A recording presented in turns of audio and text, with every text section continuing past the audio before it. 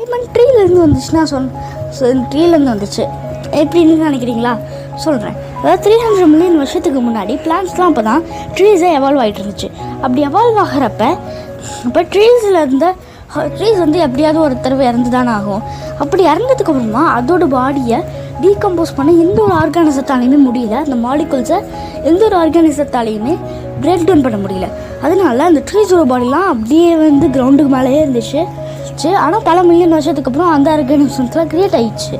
ஆனால் ட்ரீஸ்லாம் முன்னாடி இருந்த ட்ரீஸ்லாம் அண்டர் கிரவுண்டில் ரொம்ப டீப்பாக வந்து பறியாக ஆரம்பிச்சிச்சு. கொஞ்சம் கொஞ்சமாக கோலாக மாறிச்சு. அதுக்கப்புறமா டைமண்டாக நிறைய ப்ரெஷர்னால மாறிச்சு. ஸோ நெக்ஸ்ட் டைம் நீங்கள் வந்து பல மில்லியன் கொடுத்து ஒரு டைமண்ட் ரிங் வாங்குறப்ப யோசிச்சுக்கோங்க, அது ஒரு ட்ரீன்றது அது ஒரு ட்ரீயோட ஒர்த்து தான். அண்டு 300 மில்லியன் வருஷத்துக்கு முன்னாடி இந்த ட்ரீன்னு சொல்லலாம்.